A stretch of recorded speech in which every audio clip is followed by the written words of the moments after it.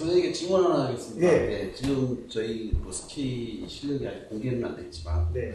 다 이제 수준들이 각자 다 틀리잖아요. 네. 그래서 지금 강습 방법이 네. 저는 이제 레슨을 하는 것보다 강습 방법을 더 좋아하는데 네. 강습 방법이 좀 궁금하기도 해요. 뭐 스탠딩 방식일 수도 있고 아니면 필드에서 슬로프에서 서서 같이 타면서 하는 방법도 있을 거고 그런 방법이 좀 궁금하긴 합니다. 그거에 대해서 좀 부탁드립니다.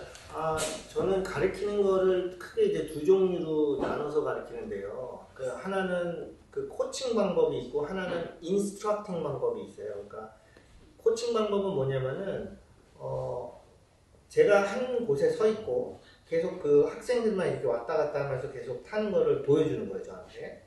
그리고 저 있는 데 와서 이렇게 제가 또 지도하고 또 올라가고 이게 코칭 방법이고, 그 다음에 인스트럭팅 방법은 제가 같이 여러분들이랑 같이 이렇게 타면서 같이 지도하고 제 거 보여주고 지도하고 이런 게 인스트럭터, 그러니까 강습 방식인데 이 두 가지가 다 겸비돼서 해야 될 거예요. 그래서 시즌 초에는 저랑 같이 팔로우를 해서 같이 이렇게 타다가 어느 정도 이제 내용들이 주어지고 학습에 대해서 주어진 그 내용을 갖고서 혼자서 연습할 때는 그게 아마 시즌 말 정도 될 텐데 그때는 코칭 방법이 또 써질 거고요. 두 가지고요. 그 다음에 세 분에 대한 그 다양한 그 스키 기술들이 있는데 이걸 어떻게 조합을 하느냐, 그거는 이제 현장에서 보시면 됩니다. 제가 일일이 여기서 밝히면은 저에 대한 그 노하우가 또 이렇게 쭉 빠질 수가 있어가지고. 알겠습니다. 네. 근데 양현님은 그 다리가 불편하시잖아요. 네. 그러면 올겨울에 그 이원중 군보다도 데모가 안 될 수도 있잖아요, 베리에이션이. 어저께 주사를 맞고 왔어요. 무릎에다가. 주사 맞으면 이제 보여줄 수 있는 건가요? 그나마 좀 낫죠. 좀 노곤노곤해져가지고 안 그러면 뻣뻣하고 그래서 매일같이 저는 아침에 일어나서 스트레칭도 하고 다리에 관련해서 좀 되게 민감하기 때문에 뭐 다리 여기 보신 분들도 무릎 수술하신 분들 많이 있을 거예요. 좀 되게 예민해지거든요, 무릎 자체가. 근데 뭐 나름대로 저도 관리해서 보여드릴 수 있도록 노력을 해야죠. 노력을 한다는 거예요? 보여줄 수 있다는 거예요? 해야죠. 보여줄 수 있는 거죠. 지금 근데 하나는 너무 딱딱한 눈은 좀 제가 지향하고 있고요. 한국에 안 딱딱한 눈이 어딨어요? 좀 눈 많이 오고 저는 뭐 캐나다 스타일이라서. 그럼 캐나다 가서 타셔야지 왜 한국에서 타세요? 눈 좋은 거 되게 좋아합니다. 네. 아니 눈 좋은 거 사람들이 다 좋아하죠. 네. 그러니까 보여줄 수 있다 없다? 있다. 원준이보다 잘 탈 수 있다 없다? 뭐 비슷하게 탄다.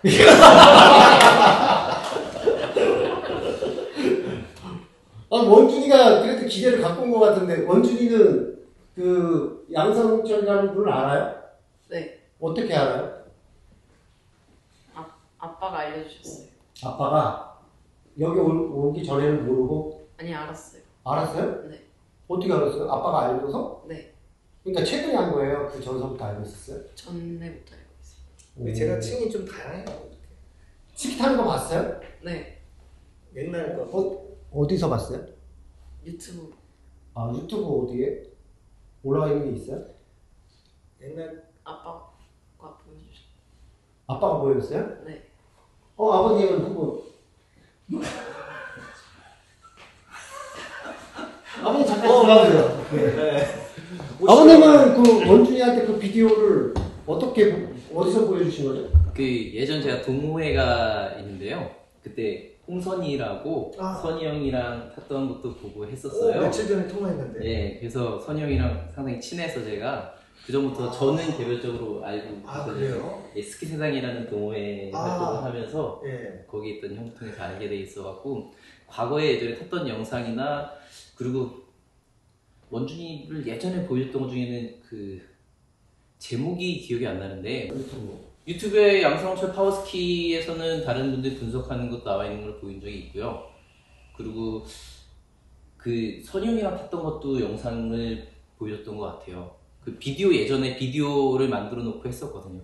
그래서 그런 걸 토대로 해서 그냥 아빠 예전에 탈 때 이렇게 친분이 있던 분이다라고 했었는데 이번에 좋은 기회가 돼서 한번 좀 이론적인 거나 그런 걸 정립해서 타는 게 좋을 것 같아서 지원하게 됐습니다. 감사합니다. 네. 야, 아버님도 오시고 좀 대단한 거 봐요? 저 김관수님 같은 경우에는 뭐 선생님한테 바라는 게 좀 있으실까요? 글쎄요, 바란다기보다는 이제 스키를 오래 타다 보니까 뭐 많은 선생님들한테도 배워봤고 했는데 타고 늘 생기는 문제가 나쁜 습관이 계속 나오고 있다는 게 문제죠. 그 나쁜 습관을 이제 선생님한테 캐나다 레벨 4시니까 캐나다 레벨 4의 그 약간이라도 좀 배울 수 있는 것 같고 나쁜 습관을 좀 많이 고쳐서 좀 시즌에 좀 좋은 모습을 보여줬으면 좋겠습니다.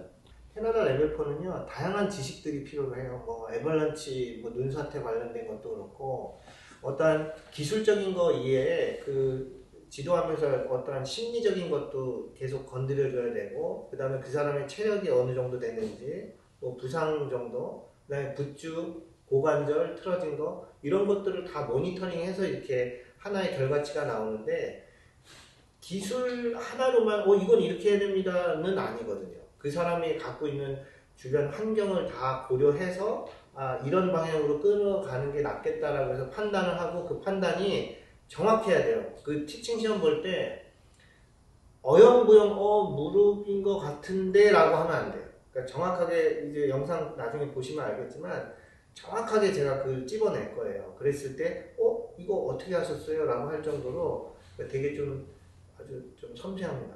네, 그래서 제가 시즌 초에 그래서 가르칠 때는 어떻게 하냐면은 기본적인 그 베이직한 기술들은 다 통합시킬 거예요. 처음에.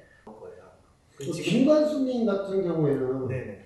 단연간의 레슨을 받았는데 네네. 단연간에 안 늘고 있어요. 항상 보면. 네. 이걸 어떻게 고치는 건지 한번 포커스를 맞춰볼 필요는 있겠네요. 그럼요. 저도 되게 궁금해요. 근데 이게 제가 여태까지 레슨을 수천 명을 하면서 딱 2분인가 3분이 늘지 않으신 분이 있어요. 근데 그런 분들은 어떠한 생각을 가지고 계시냐면은 일단은 집중을 안 하시는 분이 한 분이 계셨고 한 분은 제가 가르쳐 드린 거를 그대로 그냥 그렇다라고 해서 그냥 흡수를 해야 되는데 자기만의 틀을 갖고서 거기서 인풋을 시켜버려요. 저번에 저 데몬이 이랬으니까 이 양 선생님이 얘기한 거는 요거니까 내가 이렇게 해서 이렇게 해야 되겠다. 이렇게 자기만의 그 어떤 그걸 흡수를 해버리니까 이 두 분은 여태까지 되게 안 늦었어요. 김관수님이 저랑 사적으로 통화를 한 번 했는데 네. 양성철님한테 배울래요 하니까 그 사람 스키가 너무 오래돼서 요즘 추세를 못 따라가지 않나라는 염려를 했어요. 그거를 어떻게 생각하시는지.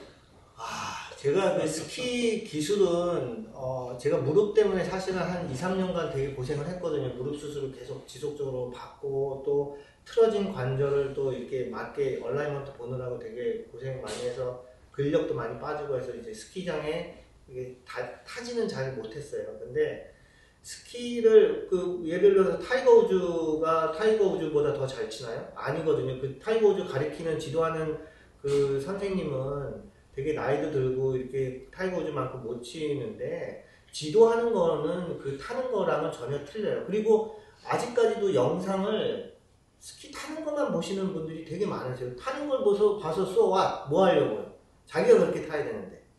근데 그런 거는 아니에요. 절대 지도하는 거와 잘 타는 거와는 전혀 별개라고 생각합니다. 저기 김남희님은 네.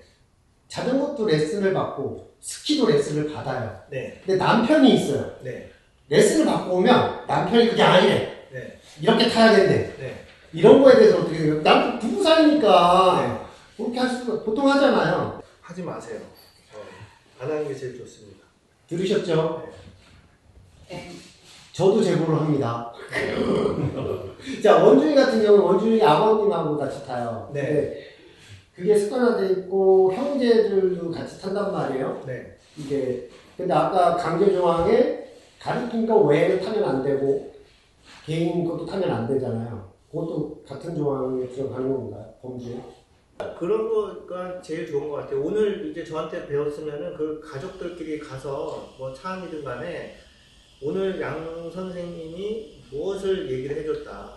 근데 그게 무엇이다라고 그대로 그냥 전달하면은 그것도 하나의 또 학습이 되고, 아, 원준이가 내가 선생님이 얘기했던 거 자체를 그대로, 아, 오늘은 이거 했어, 여기서 이거 하래 라고 아빠랑 얘기하면은 그것도 하나의 되게 그 학습으로서 좋은 거니까, 예, 그렇게 해서 좀 가족들끼리는 공유를 해도 되지 않을까. 이제 거기서 공유한 내용에서 좀 궁금하다 이런 거는 뭐 그 레슨 전이든 레슨 할 때 물어봐도 되고. 김관수님은 사실 레벨 3랑 같이 스키를 타요. 네. 근데 한 걱정을 하더라고. 네. 아, 같이 타야 되는데 한마디로 그 친구랑 같이 스키를 한번 타주고 놀라 그러면 이제 배웠던 거를 연습을 못 할 거 아니에요. 네. 근데 목표는 꾹 참고 뭐 베네핏을 하나를 준다거나 이런 게 좀 생길 수도 있을까요?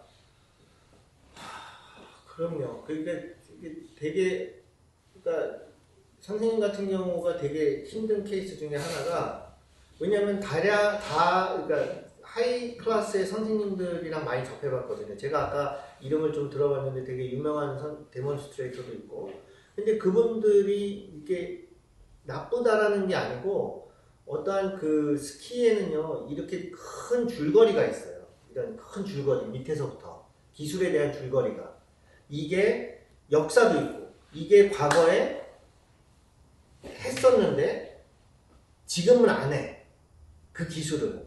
그런데 그거를 몰라요. 근데 지금도 과거에, 예를 들어서 여러분들 지금 나팔바지 같은 거 입으라고 그러면 입겠어요? 아니잖아. 옛날에는 그게 되게 70년대에 유행했던 나팔바지인데 아직까지도 나팔바지를 얘기하시는 분들이 많아요. 그러니까 그만큼 기술에 이게 좀 다양하게 역사도 있고 이런 건데, 이게 언제 해야 되고 언제 하지 말아야 되고 그런 내용들이 있는데, 그런 내용들이 혼돈될 수도 있다는 얘기죠. 왜냐하면 너무 많이 들어서 이제 그런 것들을 정리하는 계기로 삼으시면 좋을 것 같아요. 그러니까 올해 스키가 이렇구나. 일본에서 제가 일본 얘기도 하고 캐나다 얘기도 하고 유럽 얘기도 해드릴 테니까, 이 기술에 대한 거는 어디서부터 왔고 왜 이렇게 바뀌었고 변질이 됐고 왜 뭐 이런 것들을 제가 좀 거의 지금 수준이 거의 혼나는 분위기인데요.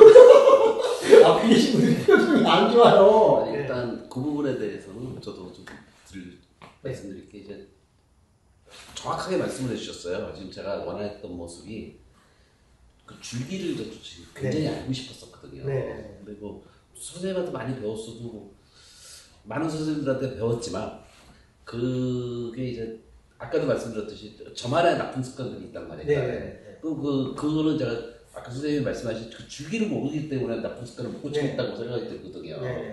그 부분은 좀 신입 때 좀 많이 기대하겠습니다. 네. 근데 그런 게 있어요. 그 나쁜 습관이, 만약에 예를 들어서 뭐 팔이 자꾸 내려간다 그러면은 이게 근력이 없어서 내려갈 수도 있고, 견갑골에 근력이 없을 수도 있고, 아니면은 발에서부터 해서 와서 압력 전달 때문에 문제가 있을 수도 있고, 다양하게 원인들이 있는데, 우리나라 뭐 아무튼 이거를 몇몇 선생님들은 규정을 그냥 팔로만 가세요.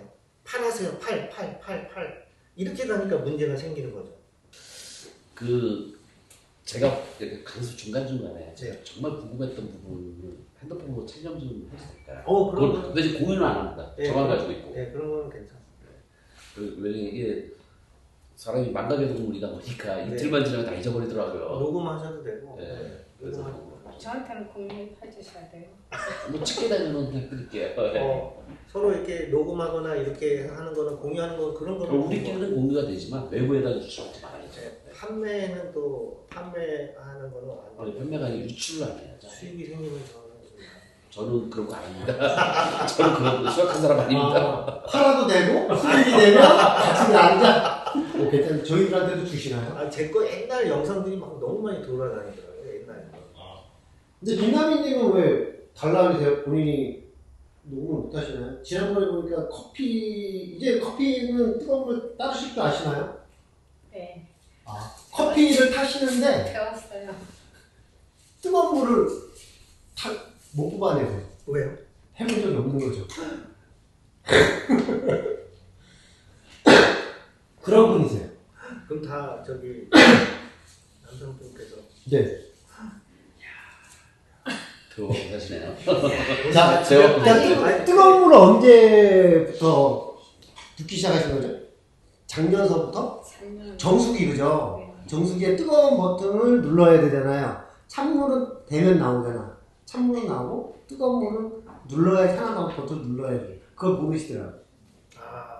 그런 부분을 스킬을 지금 가르치셔야 돼요. 영상을 좀 볼 수 있을까요? 이 계약서 쓰기 전에 영상을 한번 다 보고 해야 될 거예요. 지금 후회도 늦었습니다. 이제 각자의 특성을 알으시면은 안 가르쳐 주실 수도 있을 것 같아서 슬로프가 이제는 이미 사인이 끝났기 때문에 특히 우리 스키가요 되게 독특한 게 뭐냐면은 다른 스포츠는 다 신발 신고 하잖아요. 그 발목이 조금 뭐 스케이트도 피겨만 조금 약간 위에까지 돼 있지 나머지는 다 이렇게 롱은 다 발목을 다 쓸 수가 있거든요. 스키는 유독히 종아리까지 이게 다 완전히 이렇게 다 그 하드코어로 다 돼 있기 때문에 여기서의 오는 그 문제점들이 엄청나게 많아요. 근데 그거 붓주에 관련된 그 자기 발과 체형과의 어떤 일체형을 못 만드는 거는 제가 할 수가 없는 거거든요. 네, 그래서 그런 것들은 중간에 제가 봐서 안 되는 것들은 조금 안 되는 사항들은 그 샵에 좀 갔다 오셔야 된다. 그러면은 이제 한 번에 이게 바뀐다. 자, 그러면 뭐 궁금한 사항이나 이게 최종적으로 나올 것 같은데 뭐 궁금한 사항이나 이런 게 있으시면 말씀하실 거 있으면 지금 이 자리에서 다 하셔야 돼요. 프리스키를 못한다는 게 참 마음에 걸리네요. 열심히 배워보겠습니다. 네. 네, 감사합니다. 마무리할까요? 편한 대로 하세요. 네. 고생하셨습니다. 그러니까 오늘 기본적으로 이제 신체의 바른 체축을 갖기 위한 어떤 학습을 했고 그 학습이 처음에 어떻게 세 가지 관절을 동시에 움직이기 위한 방법 그 중에서는 붓줄 속 아니더라도 이게 딱딱하지만 발목이 움직인다라는 거 다 확인했고요. 발목서부터 1순위로 해서 움직여야지만 무릎 골반이 동시에 같은 각으로 펴진다. 그래서 이 펴진 이후에 다시 그 압력을 전달하기 위해서는 아까 골반서부터 아까 제가 집어준 여기 골반서부터 다시 발바닥으로 전달한다. 이렇게 해서 그 세 가지 관절이 펴졌다 구부러졌다 펴졌다 구부러졌다 하는 움직임을 처음 가져봤어요. 스키 타면서 처음 했죠. 이게 가장 기본 원리예요. 이 상태에서 그 다음에 이제 우리가 발바닥에 압력을 주면서 어떻게 일어날 때 이렇게 안쪽으로 이렇게 좀 약간 이렇게 우리 여기 쉽게 선생님들끼리는 제낀다 이러는데 이렇게 제꼈죠. 이렇게 결국은 발목이 위아래 버티칼 무브먼트와 지금 라테럴 무브먼트를 동시에 쓴 거예요. 그러니까 버티칼과 라테럴 좌우의 움직임을 동시에 쓴 거고 그 다음에 턴 들어가면서 여기 안에 제가 주상골이라는 뼈를 아까 만져줬는데 거기를 안으로 돌리라고 했잖아요. 이 안으로 돌림으로 인해서 스키의 회전성이 더 확 돌아가는 극대화가 됐는데 이게 원래는 동작이 하나가 이루어져야 되는데 지금 다 띄어서 얘기했어요. 처음에 이거 했죠. 그 다음에 이거 하면서 같이 했죠. 두 번째를. 그 다음에는 스키가 떨어지고서 안쪽으로 돌렸죠. 근데 이게 원래는 하나의 모션으로 돼야 돼요. 그거는 이제 다음 주에 만났을 때, 그 전에 여러분들이 연습을 하시고, 그 다음에 제가 그 방법을 또 얘기를 해드릴게요. 그래서 오늘은 전체적으로 바른 체축을 하기 위한 어떠한 그런 방법들, 그 다음에 기존에 해왔던 패턴과의 다른 방법이나 순서를 통해서 오늘 수업을 한 거예요. 네. 잘 까먹지 마시고, 네, 다음 주에 뵙겠습니다.